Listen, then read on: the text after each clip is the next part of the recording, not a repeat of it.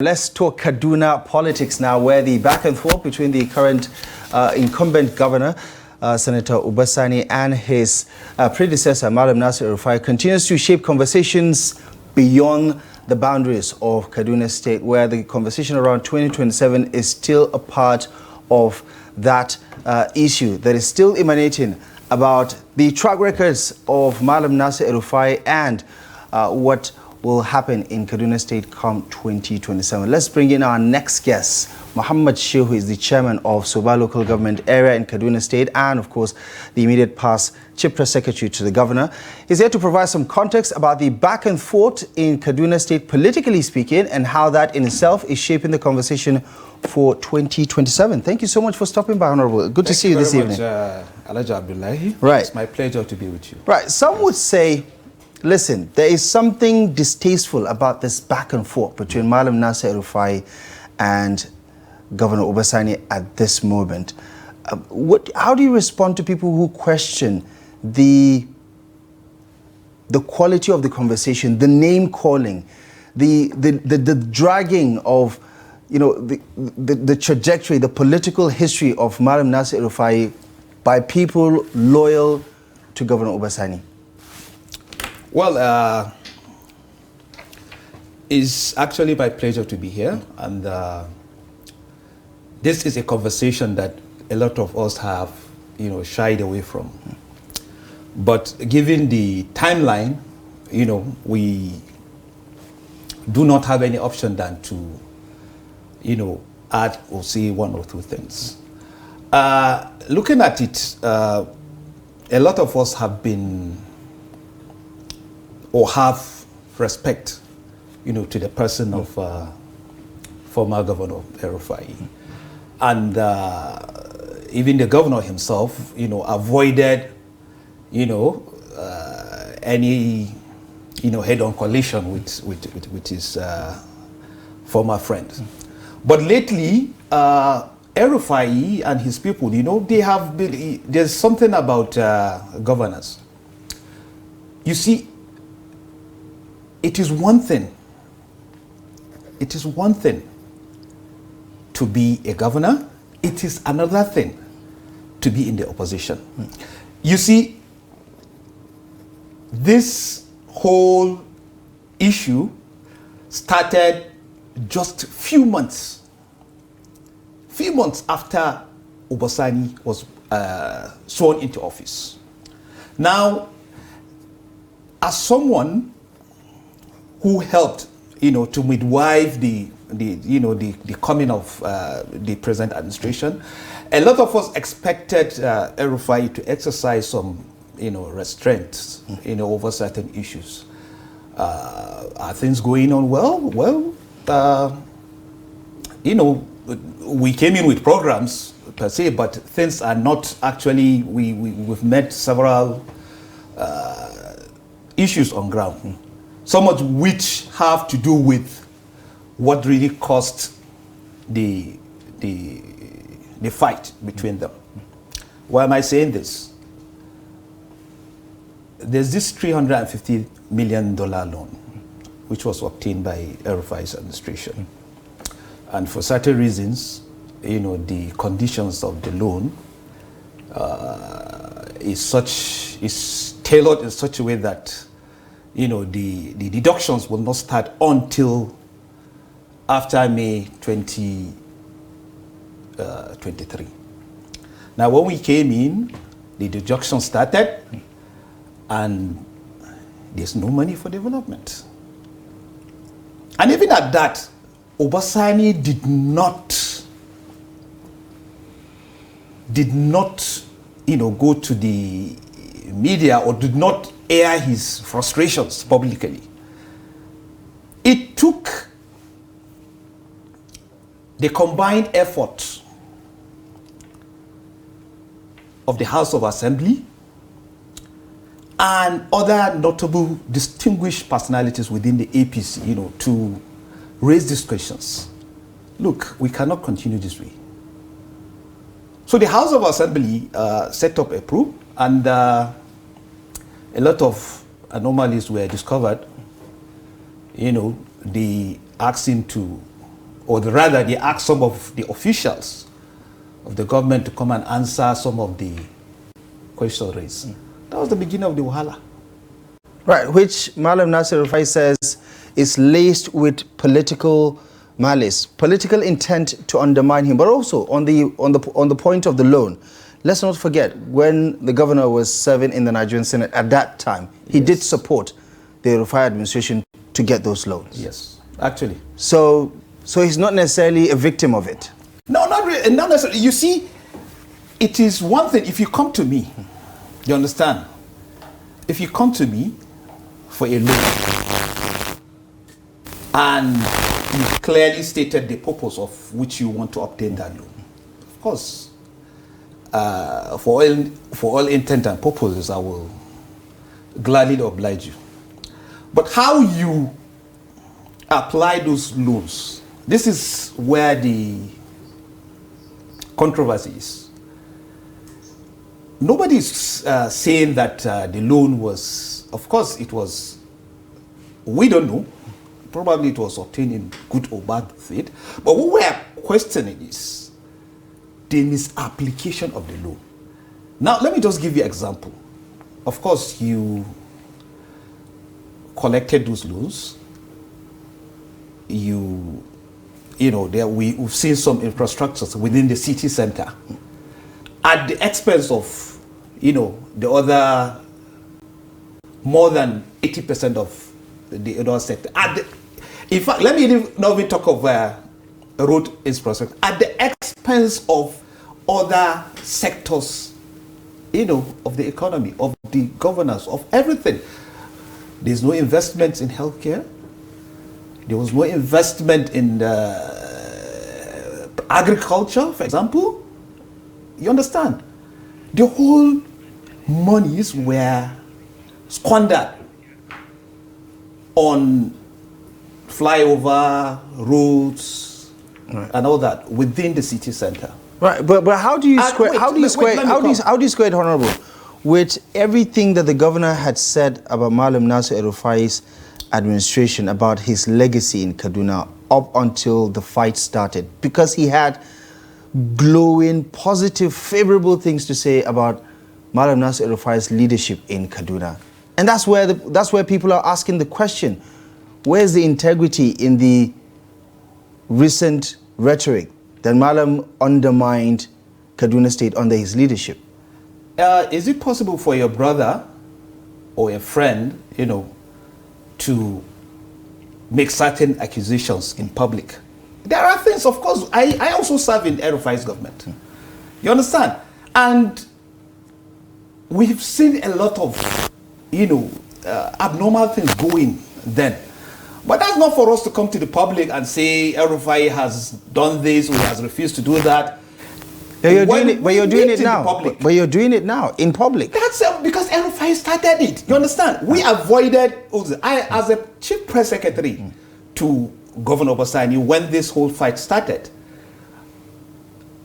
His Excellency Governor Uba Sani categorically asked me that on no circumstances should I involve myself in this controversy, that Nasiru Elrufai is his brother, they're going to settle that. But then we're in politics. Some of us cannot just sit down. And if you look at it now, Uba Sani is still not saying anything. Several times, Uba Sani just granted interview few days ago, and you know, when he was asked to comment on the issue between him and Elrufai, he stylishly walked away. So that's to show you that Governor Uba Sani still has some degree of respect to Elrufai. And a lot of us also have that respect. But are you sure about that? Of course we do. We do. But we cannot sit down. I mean, where's the respect when the entire machinery of the Uba Sani administration is dragging the name of someone many would consider his benefactor let me tell when you most of the El-Rufai people have been pushed out of the administration, when El-Rufai's legacies are being called into question about how he expended money. And let's not forget, up until now, nothing has stuck. None of the corruption allegations have stuck. Let me tell you something. There's a clear distinction between friendship and service, public service. You understand? Uba Sani cannot put friendship ahead of, service to the citizens of Kaduna State. And this is where the El-Rufai's camp have failed to, comprehend.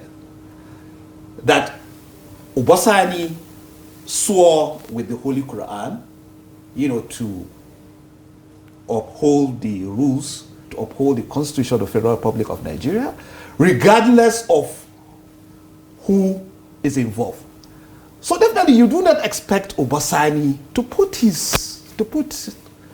El-Rufai's interest. Now, okay, you made mention of government officials, ganging up against El-Rufai, but that's not true. It was El-Rufai himself that is making inflammatory statements here and there. Controversies. Like I said earlier, just few months. You understand? If at all you have a good heart, you're supposed to wait, provide some guidance to the government that you helped. Right.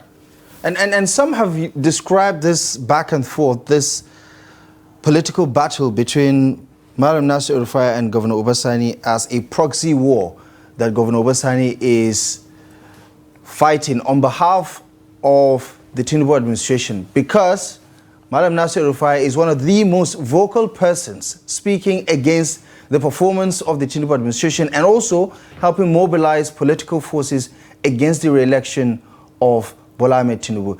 Isn't that a possibility that Governor Uba Sani has become the commander to fight this political battle with Mallam Nasiru Elrufai on the home front? Mallam Abdullahi, let me take you back to the memory lane. Uba Sani is not a novice.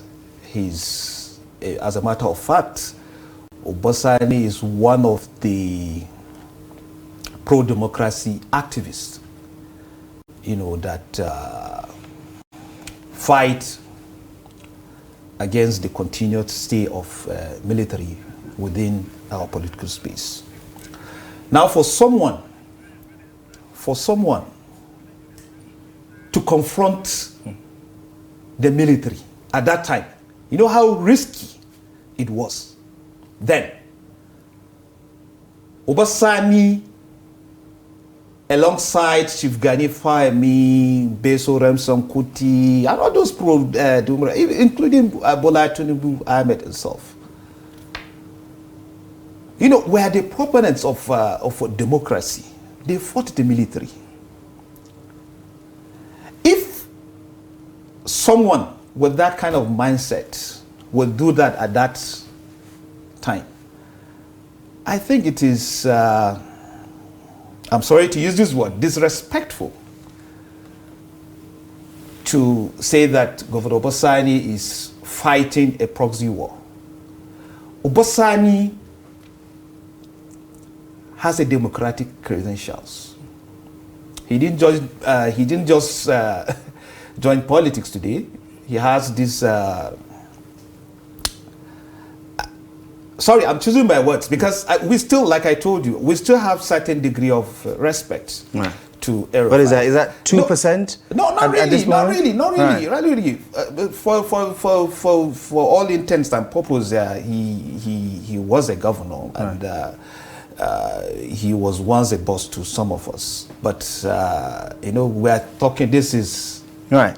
As someone who has served in the El-Rufai administration, who knows of Mallam Nasiru Elrufai's political antecedents, currency, some of the leverage that he still has, and some of the appeal that he also has beyond the boundaries of Kaduna State. Do you think Governor Uba Sani could have attained what he currently has right now politically without the help of Mallam Nasiru Elrufai? And does he owe Mallam Nasiru Elrufai gratitude for his political fortunes, or some of it? If you have, I'm sure you've read Accidental Public Service Servant by El-Rufai. And I think in page 74 or thereabouts, Mallam El-Rufai himself, acknowledged Governor Uba Sani's, help in so many ways. For instance, when he went to exile during the Umaru Musa Yar'Adua's administration, Uba Sani was there for his family. He was paying his children's school fees. He was there. He was literally, the backbone of the El-Rufai's family then. He was providing almost everything. So the El-Rufai couldn't help but acknowledge, the assistance and the help rendered by Governor Uba Sani. Now, if you ask me, it is very wrong for people to assume that Governor Uba Sani became what he is, because of Mallam Nasiru Elrufai. In part. Let me tell you something. Even the governorship, some of us that are close to both of them, you understand, that have been part of the system, knew that Governor Uba Sani was not even El-Rufai's choice. I can tell you this for free. He was not even... Now you're going public with this? No, yes, I'm going public with it. But what let El-Rufai come and deny this, and we'll tell you. He never supported... In fact, he supported him at the dying minute. He had other candidates. His choice were other candidates. We know that. But at then he was presented with the unlikely scenario that will happen then. You understand? It's either Uba Sani or the opposition will take over. According so you have no choice. No, that is it. Tell me. Right. Let me tell you something. Because the reporting is that Mallam Nasiru Elrufai intervened by calling on other people much closer to him to step down for Senator Uba Sani to become the candidate of the APC. Isn't that also a part of the story? Let me give you an example. I will tell you two things now. During the presidential election, President Tinubu lost Kaduna State. We lost about 10 seats of House of Reps. We lost the 3 senatorial seats in Kaduna State. But ultimately, we won the governorship election. What will that tell you? That Uba Sani was voted based on his personality. And that lost, during the National Assembly, Presidential and National Assembly elections, was a referendum. On El-Rufai's inhuman policies. Well, the president lost Lagos, so I don't know if you can apply the same. We're talking of Kaduna. Yeah, but if you're going to apply the same, the same parameters, you would say. No, there are. Of course, there are. You can say the same thing in Lagos. We're not talking of Lagos. Right. I know why. Some of us, we're political analysts, so we know why President Tinubu lost Lagos. But then we're not here to talk about the president. Okay. Then, as a final point before we wrap things up, very quickly, because there are concerns that this has already escalated to a point where it's leading to violent attacks. We saw the off-circle elections. There are some concerns there. Is there an effort by people within the Kaduna political sphere to at least call for some sort of truce between these two camps? Because the concern is that if it does get ugly, it will really be bad for not just Kaduna State, but for the entire country. Well, you see, Mallam Nasiru Elrufai, and his supporters are playing politics with emotions. And you don't play politics with emotions. It is either me or everybody, or the state should go up in flames. That's what they are doing now. It's not a bad thing when we have, when you're opposing someone, but let it be within the confines of the law. Let it be, you should do it with the mindset of, getting development to the people, not because you want to satisfy your ego.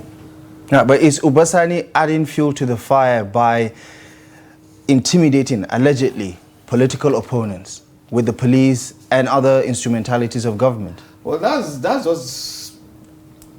just an allegation that is yet to be proven anyway. So I won't comment on that. So do you think the temperature is going up, or do you think it's coming down, or it's going to come down? Because from the look of things, things are only going to get a lot more tense in the coming weeks and months. Well, let me tell you something. Very briefly. Very briefly. Like I said earlier, this whole thing started when El-Rufai, sees that Governor Uba Sani has deviated, he has shifted from his anti-people's policies, that cruel way of governance, demolishing people, sacking people, and all that.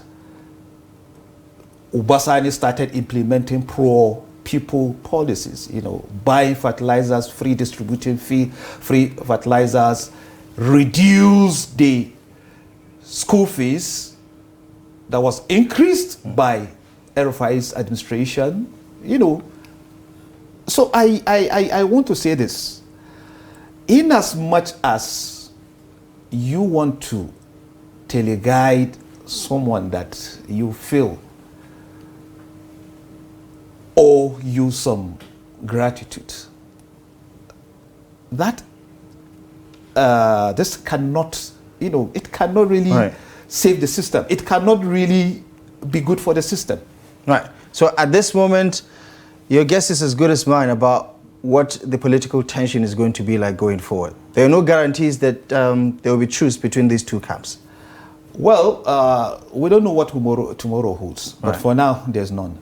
All right. Yes. Honorable Mohammed Shehu, thank you so much for the analysis. Appreciate you very much for stopping by on the program this evening. Thank you so much for your take on this one. It's my pleasure.